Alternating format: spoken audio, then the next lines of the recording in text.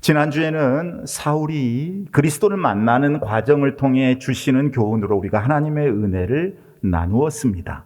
사울은 본래 팔레스틴 유대 본토 출신이 아니고 로마 제국의 관할 하에 있었던 다소와 로마 시민권자로 출생을 해서 헬라어 문화와 철학에 아주 익숙하고, 그리고 로마의 모든 정치와 법뿐만이 아니라 유대 전통과 히브리 율법에 아주 정통했던 정통 바리새파 유대인이었습니다. 게다가 사울은 당대 석학이라고 불리웠던, 일컬어졌던 가말리엘 선생의 그 문화에서 공부를 했던 최고의 지성인 인텔리였습니다. 그런데 이런 사울이 기독교를 핍박합니다. 신앙의 이름으로 오히려 예수를 믿는 사람들을 핍박했습니다. 그것은 기독교를 매우 위험한 이단으로 생각했기 때문입니다. 그러면서 본인은 나는 신앙생활 잘하고 있어 하는 이 자기 확신으로 크게 착각을 하고 살아가고 있었습니다. 사울은 자기 나름대로 가지고 있었던 그 정의감, 그 자기 확신이 지극히 주관적일 수 있다는 사실을 전혀 생각하지 못했던 거예요. 사랑하는 여러분, 우리는 이 착각을 주의해야 돼요. 내가 생각하기에 나는 옳은 길을 가고 있어. 이 생각이 옳아. 이 방법이 옳아. 그러니 반드시 이렇게 해야 해 하는 착각 말입니다.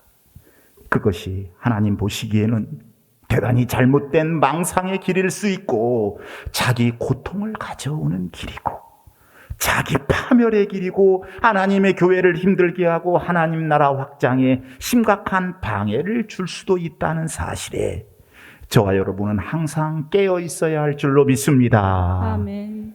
사울아, 사울아, 네가 어찌하여 나를 박해하느냐? 가시채를 뒷발질하기가 너에게 고생이니라. 너는 너 스스로의 네가 생각하는 정의감에 입각해서 네 자신의 확신에 따라 행동하고 있지만 사실은 그것이 네 자신을 죽이고 있단다. 너는 이 일이 옳다고 생각해서 지금까지 그 길을 걸어왔지만 사실은 네 생각이 너를 파괴하고 네 주장이 너를 망치고 하나님의 나라를 심각하게도 훼손해 왔단다. 너는 마귀의 종 노릇을 해온 거야. 예수님의 말씀인 줄로 믿습니다. 아멘. 중요한 것은 우리가 성경에 계시된 하나님의 말씀대로 하나님을 믿는가, 아니면 자신의 뜻대로 하나님을 믿는가 하는 문제입니다. 여러분, 예수를 믿는 일에 있어서 가장 커다란 방해가 되는 우상이 있다고 그랬어요. 그게 무엇이라고 그랬죠? 자기 자신. 자아가 강한 사람일수록 자신의 고집을 꺾고 신앙에 깊이 들어서기가 어렵습니다. 축복도 받기 어렵습니다. 우리로 하여금 하나님 앞에 나아가지 못하게 하고 풍성한 생명의 삶을 살지 못하게 하는 최대의 적이 다른 사람이 아니라 바로 우리 자신, 나 자신일 수 있다는 사실을 여러분 항상 기억하시기를 바랍니다. 그러면 우리가 이것을 왜 모르는가? 사울은 왜 이것을 모르고 그렇게 마귀의 종 노릇을 했는가? 하나님 앞에 서서 진정한 자기 자신의 모습을 발견하지 못했기 때문입니다.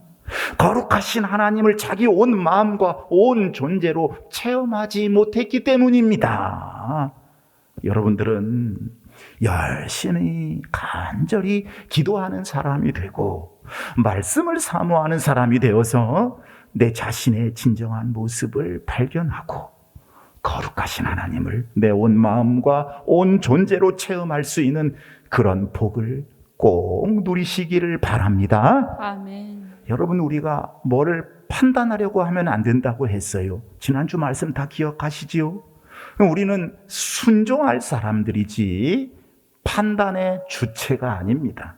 그 주체는 우리 하나님 한 분밖에 안 계시는 줄로 믿으시기를 바랍니다. 아멘. 내 확신이, 내 생각이, 내 방식이, 내 경험이 한참 틀렸을 수도 있다는 사실에 우리는 항상 깨어 있어야 돼요. 그 사실을 인정할 수 있어야 돼요. 아담과 하와, 너희들이 스스로 선악을 판단하고 결정할 주체가 되라 하는 이 마귀의 꼬임에 빠져서 선악을 알게 하는 나무의 열매를 따먹은 거예요.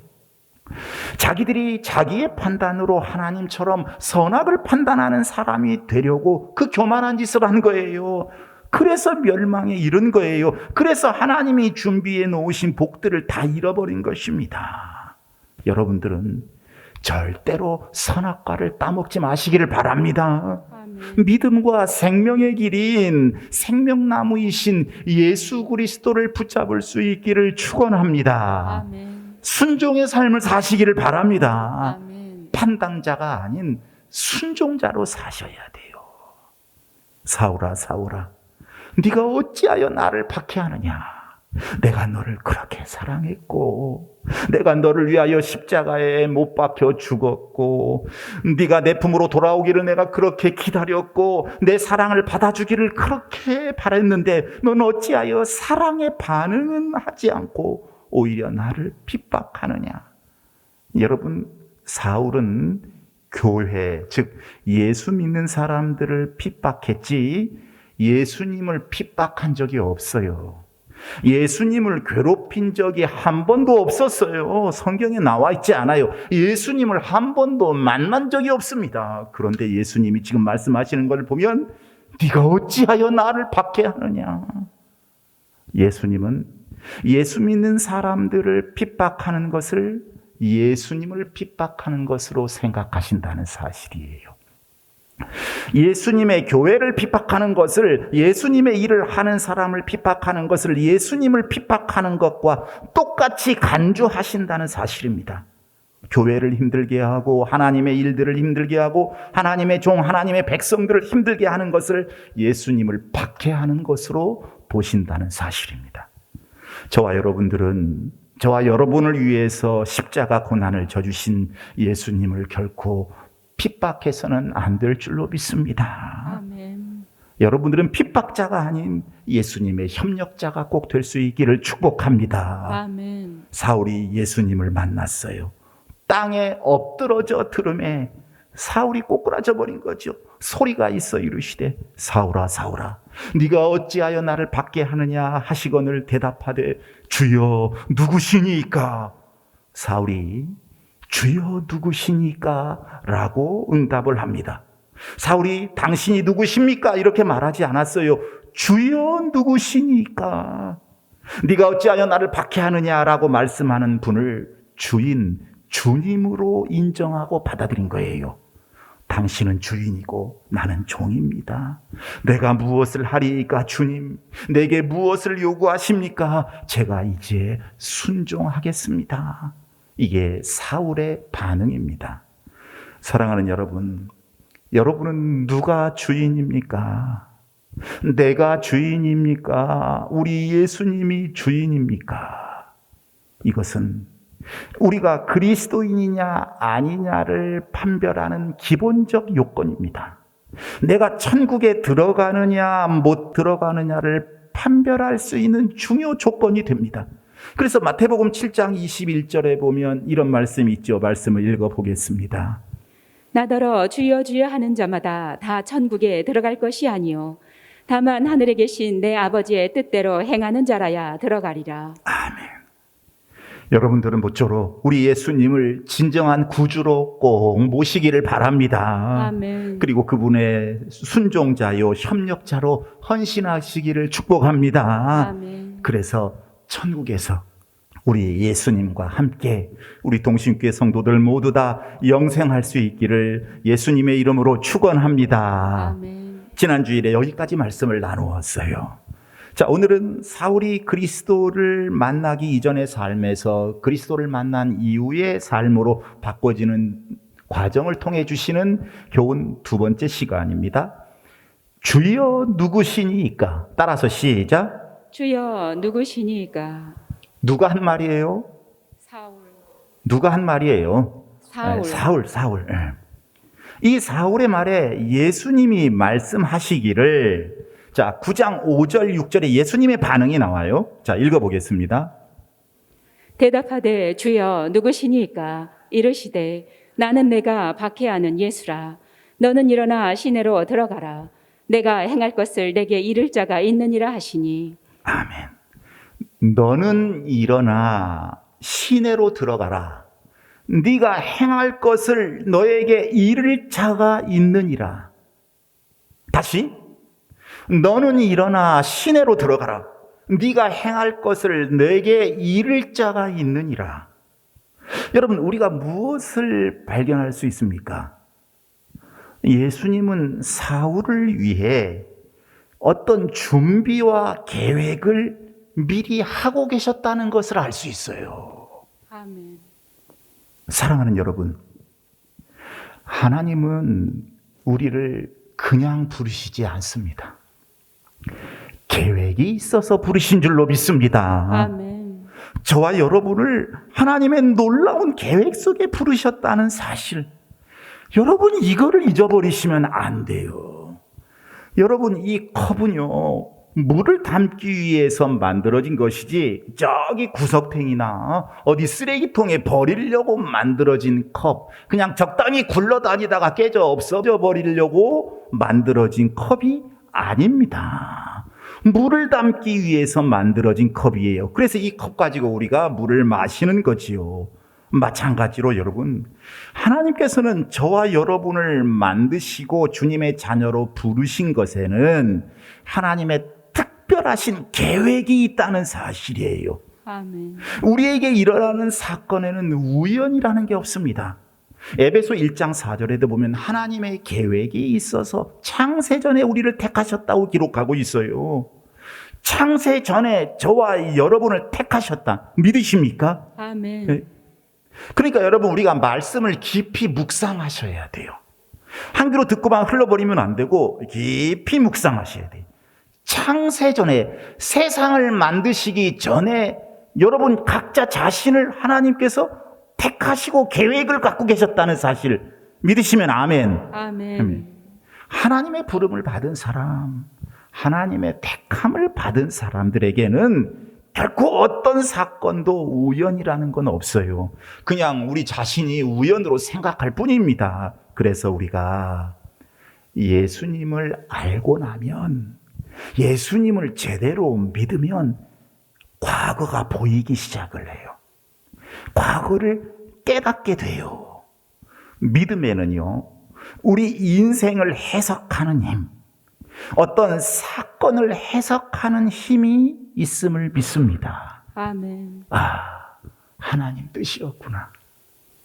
내가 이곳에 사는 것도, 내가 이 대학을 다니게 된 것도, 내가 몸이 아파 병들었던 것도, 내가 이 일을 겪고 있는 것도, 사업이 힘들었던 것도 다 하나님의 뜻이 있었구나. 필요해서 하나님의 계획 속에 이루어진 일이로구나. 여러분, 그래서 예수 그리스도께서 내 생애에 들어오시면 이해할 수 없고 감당할 수 없는 사건들이 다 이해되기 시작을 해요. 아멘. 예수님이 내 생애에 들어오시면요, 이제 과거가 열립니다. 닫혀있던 나의 과거, 황충이가 먹어버린 내 과거, 해석할 수 없었던 그 어려웠던 일들, 힘든 일들, 내가 경험했던 그 모든 나의 과거가 해석되기 시작을 하는 거예요. 아멘. 그리고 이제는 현실의 의미가 깨달아지고, 동시에 내가 가야 할 미래의 방향을 설정하고 그 방향을 알게 되지요. 그 미래에 대한 소망을 갖게 됩니다. 아멘. 그러기 위해서는 말씀에 깨어 있어야 하고 기도로 분별함으로 바른 믿음을 가지고 있어야 하는 거예요. 아멘. 여러분이 하나님과의 사이에서 이렇게 끊을 수 없는 깊은 해석을 꼭 갖게 되기를 바랍니다. 아멘. 여러분의 믿음으로 과거를 해석하고, 그리고 현재의 삶의 지표를 설정하고, 그리고 믿음으로 미래를 설계해 나가는 축복이 여러분에게 있기를 축원합니다. 아멘. 그런데 여러분, 여기서 주시는 또 하나의 메시지가 있어요. 다메섹 도상에는요, 사울만 있었던 게 아니었습니다. 7절에는 사울 옆에서 이 장면을 목격하던 사람들의 모습이 나타나요. 우리 7절 한번 읽어볼까요? 같이 가던 사람들은 소리만 듣고 아무도 보지 못하여 말을 못하고 서 있더라. 아멘. 그들은 어떤 소리를 함께 들었습니다. 사울이 순간적으로 꺾어지는 모습도 봤어요. 그런데 아무도 말을 못하고 서 있었습니다. 사울만 주여 누구시니까? 라고 기도를 했습니다. 여러분, 이것이 신앙적 민감성입니다. 신앙의 예민함, 영적인 예민함이에요. 아멘. 우리가 성령께서 우리에게 보여주실 때, 말씀하실 때, 깨닫게 하실 때 그것을 우리는 예민함으로 받아들일 수 있어야 해요. 아멘. 예민함으로. 하나님께서 강단에서 주의 종을 통해 또는 여러분들의 생업을 통해 여러분들이 겪는 일들을 통해 자녀들을 통해 주위 환경들을 통해서 말씀을 해주시면 영적 예민함으로써 빨리 그것을 캐치해낼 수 있어야 돼요. 주께서 하시는 말씀을 듣고 주님이 기대하시는 반응을 보여야 한다는 거예요. 아멘. 여러분들에게 이러한 신앙적 민감성, 영적 예민함이 있기를 소망합니다. 아멘. 자, 이제는 8절, 9절 읽어보겠습니다. 이 교훈이 너무 깊고 은혜로워요. 그리고 많아요. 좀 간단하게 하고 가겠습니다. 8절, 9절 읽습니다. 사울이 땅에서 일어나 눈은 떴으나 아무것도 보지 못하고 사람의 손에 끌려 다메섹으로 들어가서 사흘 동안 보지 못하고 먹지도 마시지도 아니하니라. 아멘. 땅에 엎드러진 사울이 일어났을 때 앞이 보이질 않았어요. 아마 강한 빛으로 말미암아서 시신경이 일종의 마비 상태에 있었던 건 아닌가 생각이 듭니다. 그래서 그는 사람들의 손에 이끌려 가게 되었어요. 자, 여러분, 우리는 이때 사울의 심정을 이해해 볼 필요가 있습니다. 성경에 나타난 여러 인물들은요, 여러분의 옛날 이야기로 하나님이 써놓으신 것이 아니라 우리에게 본보기가 되게 하시려고 기록을 하신 거예요. 그러니까 여러분, 우리가 사울의 심정으로 들어가 보십시다. 그가 다메섹으로 내려갈 때는 예수 믿는 놈들 다 잡아가지고 예루살렘으로 끌고 와야 한다 하는 생각으로 어떤 개선 장군이라도 되어 돌아올 사람처럼 살기등등하게 떠났던 사람이었어요. 아주 큰 열정과 패기를 가지고 의기양양해 있었던 사람이었습니다. 그런데 그 다메섹 도상에서 갑자기 빛을 보고 거꾸로진 거예요. 아주 비참해졌지요. 순식간에 너무나 다른 인생이 되어버렸습니다. 앞도 보지 못하고. 여러분, 사람이 앞을 못 보면 얼마나 힘든지 여러분 그런 체험을 하는 경우도 있잖아요. 한번 해보는 거지요. 얼마나 힘든지. 여러분, 그런 분들을 우리가 사랑으로 잘 감싸드리고 섬기고 도와줘야 되지요. 앞도 보지 못하고 사람 손에 이끌려야 하는, 그래야 움직이는 비참하고 처량한 신세가 되고 말았습니다. 이런 상황에서 사울은요, 식음을 전폐했다고 말씀을 해요. 아무것도 먹을 수도 없고 볼 수도 없는. 그래서 하루아침에 사람들의 손에 이끌려 다니게 된 사울의 모습, 그것은 바로 그가 하나님의 사람으로 태어나기 위해 겪었던 해산의 고통이었던 것입니다. 해산의 고통. 여러분, 사람들에게는 이런 시간들이 필요합니다. 변화되기 위한 시간, 성숙해지기 위한 시간, 발전하기 위한 시간, 그 거룩한 침묵의 시간, 그게 힘든 시간이 될 수도 있어요. 고통의 시간. 마치 애벌레가 나비로 탈바꿈하기 위한, 그 새로워지기 위한 그런 시간들이 예수 믿는 사람들에게는 필요해요. 아멘. 그런 시간들이 우리 인생 안에 있어요. 마치 예수님께서 십자가에 못 박혀 죽으신 후에 무덤에 머물렀던 3일 동안의 시간과도 같습니다. 3일 후에 예수님은 부활하신 줄로 믿습니다. 아멘. 네. 돌무덤이 열리면서 기적 같은 일이 생긴 줄로 믿습니다. 아멘. 우리는 이 3일 동안의 시간 같은 의미를 절대로 놓쳐서는 안 돼요. 아브라함은요, 100세의 이삭이라는 정말 귀여운 아이를 약속의 아들로 얻었어요. 그 이삭이 청년이 될 무렵에 하나님은 네 아들 이삭을 죽여서 내게 제물로 바쳐라, 이렇게 말씀을 하셨습니다. 이 명령을 들은 아브라함은 새벽이 일찍이 떠나 3일 길을 가요. 그리고 3일째 되는 날 그는 제사를 위한 땔감을 지우고 모리아 산으로 올라갑니다. 아브라함은 눈에 넣어도 아프지 않을 아들을 죽여 제물로 드리러 가는 이 3일 동안 무슨 생각을 했을까요? 자기 아들이에요. 여러분, 우리가 아브라함으로 들어가 봅시다. 내 아들을 3일 후에 죽이려고 아들을 데리고 그 죽일 현장으로 가고 있는 그 3일간의 이 아브라함의 심정이 어땠을까요? 참 고통스럽고 힘들고 어려운 시간이었을 것입니다. 내 손으로 100세에 얻은 저 귀한 아들을 제물로 바쳐야 하다니. 하나님의 뜻에 순종하지 않았던 요나는요, 니느웨로 가지 않고 다시스로 가는 배를 탔어요. 불순종한 요나가 탄 배, 바다의 풍랑을 맞아서 이제 모두 죽게 되었고, 결국 제비를 뽑아서 요나가 바다에 던져지게 됐습니다. 요나가 물에 던져지는 순간에 하나님이 큰 물고기를 준비하셨다가 요나를 통째로 삼키게 하셨지요. 그리고 큰 물고기 뱃속에서 요나는 3일 동안 아무것도 볼 수 없었고 먹을 수도 없었습니다. 그때 요나는 무슨 생각을 했을까요? 여러분이 요나 입장이라면 어떤 생각을 하셨을까요? 참 힘든 시간이었을 것입니다. 고통의 시간이었을 거예요. 이런 것이 예수님의 3일이요, 아브라함의 3일이요, 요나의 3일이요, 오늘 우리가 보는 사울의 3일인 것입니다. 아멘. 그 3일이 지나가면서부터 사울은 이방인에게 복음을 전하는 사도 바울로 변신하기 시작을 합니다. 사랑하는 여러분, 저와 여러분에게도 이 3일이 있을 수 있습니다. 이 3일의 의미를 잘 새겨야 합니다. 이 3일이 지나고 나면, 이 3일을 믿음으로 잘 인내하고 견디고 나면 아브라함처럼 하나님께 인정받게 되고, 이 너무 중요한 말씀이라 잠깐요 마스크 벗겠습니다.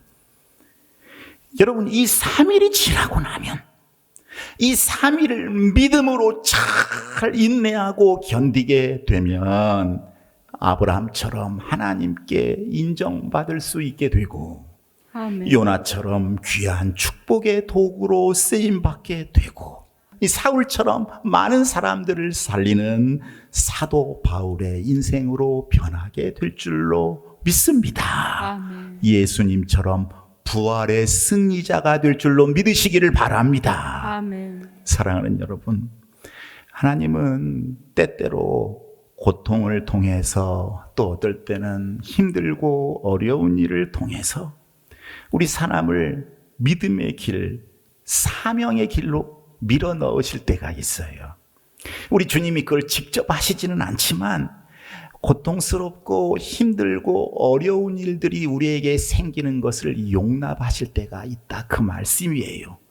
그때 우리는 그 힘듦을, 그 고통을 아름다운 선물로, 감사함으로 받아야 할 줄로 믿습니다. 아멘. 아름다운 선물로, 따라서 시작. 아름다운 선물로, 감사함으로. 감사함으로. 이어서 시작. 아름다운 선물로, 감사함으로. 다시 시작. 아름다운 선물로, 감사함으로. 여러분, 잊어버리시면 안 돼요. 절대 잊어버리시면 안 돼요. 이것이 바로 믿음입니다. 아멘. 그것이 우리 주님을 신뢰하는 모습이에요. 아멘. 이게 주님 믿는 거예요. 그것이 주님이 나를 사랑하는 것을 인정하고 받아들이는 행동인 것입니다. 오늘 여러분의 삶이 힘든 가운데 있습니까? 낙심하실 필요 없어요. 고통 앞에 좌절하실 필요 없습니다. 이 고통 속에 찾아드는 하나님의 비전을 기대하시기를 바랍니다. 아멘. 이 힘듦 속에 배어있는 그 하나님의 복을 기다리시기를 바랍니다. 아멘. 이 고통 가운데 나타나 여러분의 생을 새로운 축복의 길로 인도하시는 그 하나님의 손길을 꼭 주목해 보시기를 축원합니다. 아멘. 믿음으로 견뎌내시고 하나님의 선물이다. 그러니 감사함으로 받아들여야 된다. 잊어버리시면 안 돼. 아멘. 자, 그래서 사울이 어떻게 되었는가? 다메섹으로 들어가서 아나니아에게 안수를 받고 성령 충만하게 되고 사울의 눈에서 비늘 같은 것이 벗어져 다시 보게 되고 세례를 받고 전도자의 길을 걷게 됩니다. 자, 17절부터 20절까지의 말씀 읽어보겠습니다. 아나니아가 떠나 그 집에 들어가서 그에게 안수하여 이르되 형제 사울아 주 곧 내가 오는 길에서 나타나셨던 예수께서 나를 보내어 너로 다시 보게 하시고 성령으로 충만하게 하신다 하니 즉시 사울의 눈에서 비늘 같은 것이 벗어져 다시 보게 된지라. 일어나 세례를 받고 음식을 먹음에 강건하여지니라. 사울이 다메섹에 있는 제자들과 함께 며칠 있을새 즉시로 각 회당에서 예수가 하나님의 아들이심을 전파하니. 아멘. 사울의 눈에서 비늘 같은 것이 벗어진 후에 사울이 변화되었습니다. 사울의 눈이 달라졌어요. 어떻게 달라졌는가? 작은 세 가지만 간단히 봅니다. 작은 첫 번째, 이제는 자신을 바로 보는 눈이 열렸어요. 아멘. 옛날에 사울은요, 자기가 하는 일이 의롭고 올바르고 믿음이 있는 일이라고 생각했었잖아요. 그런데 다시 보니까 이제 사울이 자신이 너무나도 무서운 죄인인 것을 알게 되었습니다. 그래서 디모데전서 1장에 보면 자기가 전에는 비방자요, 박해자요, 폭행자였음을 고백하면서 내가 죄인 중에 괴순이라 그렇게 고백을 합니다. 내가 죄인 중에 괴순이라. 내가 죄인 중에 괴순이라. 아멘. 이것이 자신을 바로 보는 눈을 가진 사람의 고백입니다. 저와 여러분에게도 이러한 진정한 자기 고백이 있기를 바랍니다. 아멘. 그래서 전도자 조엘 오스틴 목사님은 이런 말을 했어요. 우리는 우리 자신을 어떻게 보느냐에 따라 흥하기도 하고 망하기도 한다. 정말 맞는 말이에요. 그러므로 여러분, 이 영적인 눈으로 나 자신을 다시 봄으로써 내 자신의 부족함을 알고 내 죄성을 보고 내 나태함을 보고 내 성숙되지 못함을 보고 변화되는 영안이 열리기를 축원합니다. 아멘. 우리는 자꾸 성숙해져야 돼요. 자꾸 변화되고 새로워져야 돼요. 그리스도의 장성한 믿음의 분량까지 올라가야 하는 거예요. 두 번째로 이 비늘 같은 것이 벗겨진 사울은요, 이제 예수 그리스도를 바로 보게 됩니다. 옛날 사울의 눈으로 볼 때는요, 예수님이 위험한 이단이고 하나님을 모독하고 십자가 형틀에 죽은 사람으로 보였는데 이제는 예수님이 하나님의 아들로 이 세상에 오셔서 우리의 죄 문제를 해결해 주신 구세주인 것으로 보았어요. 아멘. 여러분들은 예수님을 어떻게 보십니까? 어떻게? 예수님은 여러분들에게 어떤 의미가 있습니까? 일주일에 한 번씩 주님의 집에 왔다 가는 그냥 그런 존재입니까? 아니면 필요할 때 냅다 내 소원만 아뢰고 내 필요를 응답받고자 하는 그런 존재입니까? 여러분들의 삶에서 예수님은 대체 어떤 분입니까? 우리 신앙을 다시 한번 점검해 볼 필요가 있어요. 기본부터 점검해 볼 필요가 있어요. 예수님은 여러분의 삶에서 대체 어떤 분인가? 어떤 의미가 있는가? 여러분의 삶에서 그 의미가 진정 나타나고 있는가? 주님의 음성을 들으시기를 바랍니다. 아멘. 그리고 세 번째로 사울의 눈에서 비늘 같은 것이 벗어진 후에 사울은요, 사명을 보게 되었어요. 사명. 20절에 보면 즉시로 각 회당에서 예수가 하나님의 아들이심을 전파하니. 누가 그랬어요? 사울이 그랬어요. 사도 바울이 된 사울이 그리스도를 말하고 있습니다. 자신이 만난 예수 그리스도를 간증하고 있어요. 바울은 다시 눈을 뜨면서 내가 누구이고 무엇을 위하여 살아야 하는가를 보게 된 것입니다. 아멘. 아, 이거 정말로 의미 있는 주의 은혜인데. 바울은 다시 눈을 뜨면서 지금 나는 누구이고 무엇을 위하여 살아야 하는가를 보게 된 거예요. 아멘. 내가 누구인가? 내가 무엇을 위해 살아야 하는가? 그리스도인의 가장 중요한 정체성을 깨달은 것입니다. 아멘. 사랑하는 여러분, 여러분은 누구입니까? 여러분은. 그리고 여러분은 무엇을 위해 살고 있습니까? 다시 이 주님이 지금 물어보잖아요, 여러분에게. 여러분은 누구입니까? 여러분은 무엇을 위해 살고 있습니까? 이 사명에 대한 정체성의 깨달음이 여러분에게 있기를 축복합니다. 아멘. 그럼 왜 우리에게 이러한 깨달음이 없을까요? 이러한 깨달음이, 여러분, 뭐가 벗어졌다고요? 비늘, 정확하게 비늘 같은 거. 네. 사실 오늘 우리에게도 이러한 비늘 같은 것이 있을 수가 있어요. 뭔가 할 것 같은데 안 하는 사람들이 있어요. 움직일 것 같은데 안 움직여요. 볼 것 같은데, 깨달을 것 같은데 그러지 못합니다. 비늘 같은 것이 눈을 가리듯 죄가 그 사람의 영혼을 가리고 있기 때문입니다. 아멘. 욕심이, 교만이 그 사람의 영안을 덮고 있기 때문입니다. 그들의 귀를 막고 있는 거예요. 그들의 입을 막고 있어요. 손은 있는데 움직일 수 없고, 발은 있는데 갈 수 없고, 마음은 있는데 느껴지지 않습니다. 올무에 갇힌 거예요.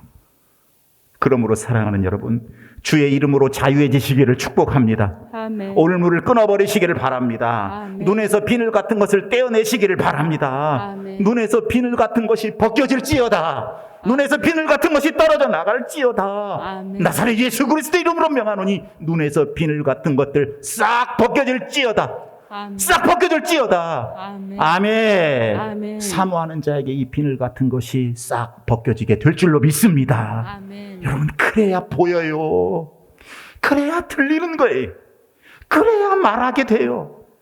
그래야 예수님이 어떤 분인지를 알게 돼요. 그래야 내가 어떻게 살아가야 하는지를 깨닫게 됩니다. 그래야 움직이게 되는 거예요. 아멘. 그래야 헌신하게 돼요. 그래야 축복이 임합니다.